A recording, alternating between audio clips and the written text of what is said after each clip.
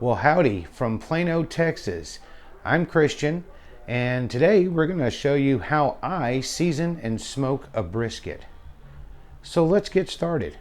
All right, so what we have here is a 10.5 pound full brisket.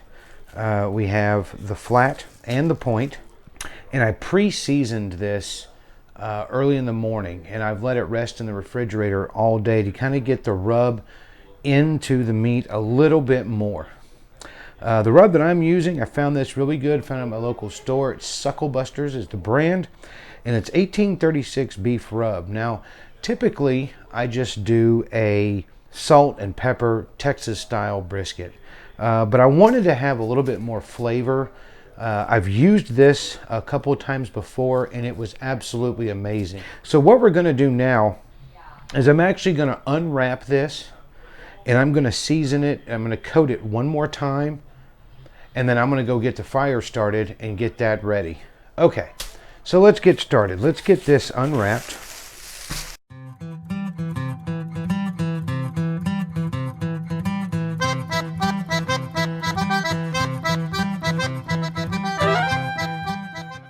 We're going to go ahead and we're going to sprinkle another light, well, maybe fairly heavy rub coating on here.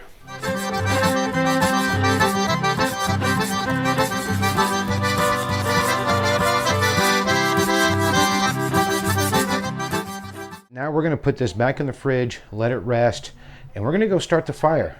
So we'll see you in a few. Bye. Just going to hit the power on button. It is now going to go through 3 phases. Is going to be starting the ignition process. Phase 3 is getting it up to its initial heat temperature of 150 degrees. Once it reaches that 150, then I'm going to put the meat on and adjust my temp to what I want it to be. Now, one other thing that I do is I have a pellet tube, okay, or also a smoker tube. I like to have a little bit of extra smoke. So we're going to go ahead and get these lit.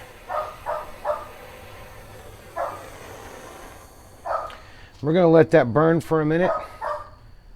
All right, guys, so we've now gotten our grill temp to 150 degrees. I am going to bump up that temperature. So the way that I typically do this is I have a little bit of a system. Now with these pellet grills, they run a little bit different than your ceramic grills or your offset smokers. And what I've found that works the best here is I actually bump this up to right about 310 degrees, 315 degrees, right around there. And I put the meat in fat side down. It is going to get that fat layer up to a nice hot temperature. When the internal temperature of the brisket reaches roughly 128 degrees, I will then come out and I'm going to lower the temperature of the smoker down to about 210 degrees. Then I'm going to flip the meat over with the fat cap now on top. So now when I lower the temperature and I flip it over, now you're going to have that softened fat already starting to penetrate the meat. Then what I'm going to do is I'm going to set my next alarm so that when the internal temperature of the meat hits about 165 to 170, I'll come out and then I'm going to take it off the smoker. I'm going to wrap it very tightly in a couple layers of pink butcher paper, and I'm going to put it right back on the grill, still fat side up.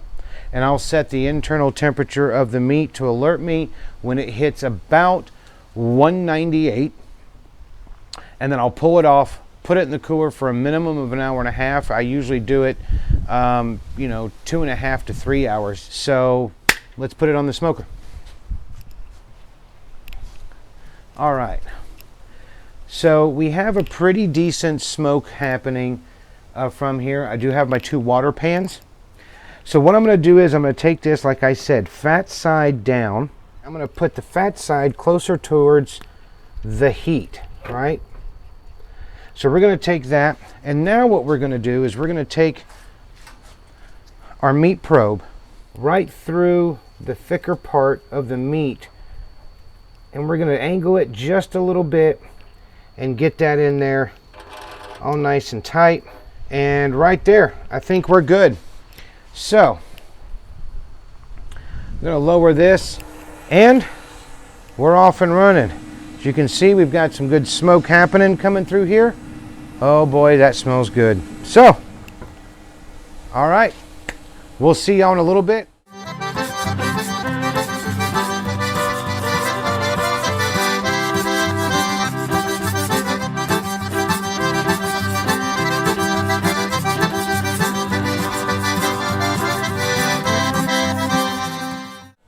All right, guys, it is about 6 in the morning.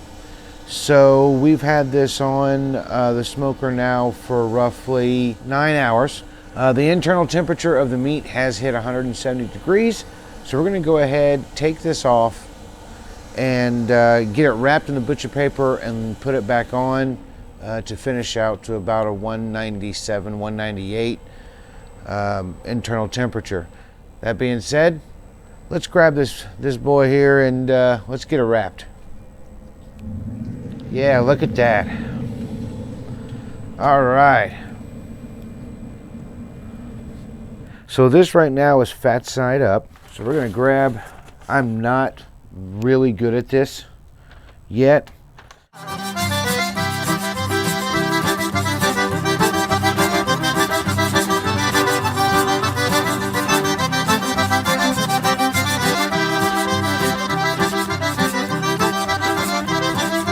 So we are back to fat side up. This should be my point. This should be my flat. We are ready to put this back on the smoker and let it finish out to an internal temp of about 197. Now, unfortunately, I won't be able to get this perfectly back into the spot that I had it in before, but I've got a good feel where of the meat, where to put the probe. That should be about right. We'll give it a second to adjust, and then we will take a look.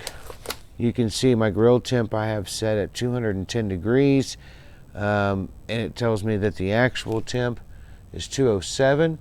And then we have, I want the internal temperature of the meat to be at 197.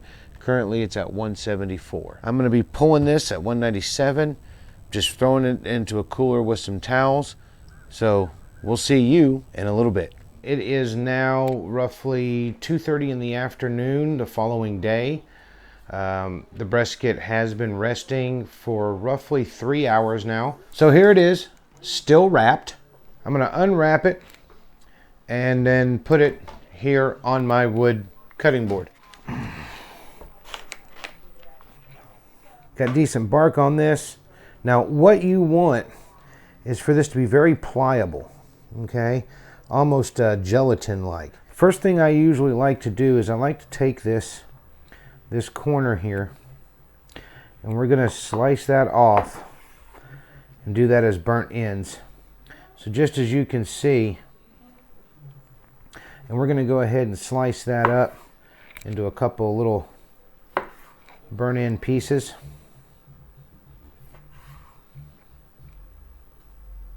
I like to slice these at about 1/4 to 1/2 inch.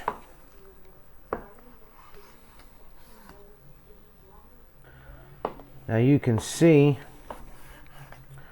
the smoke ring down here along the bottom. It's good pieces of bark. So good.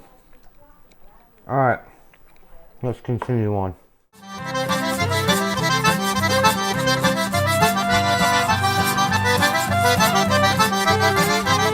There we go. Now we're getting to the point. Now if you turn and look right here, watch this. Look at that juice coming out. Absolutely fantastic.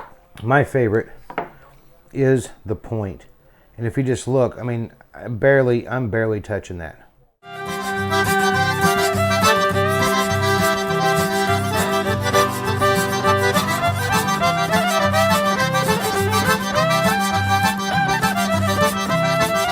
I mean, just look at how that pulls apart. And the flavor really runs through the entire piece of meat. I appreciate you guys watching.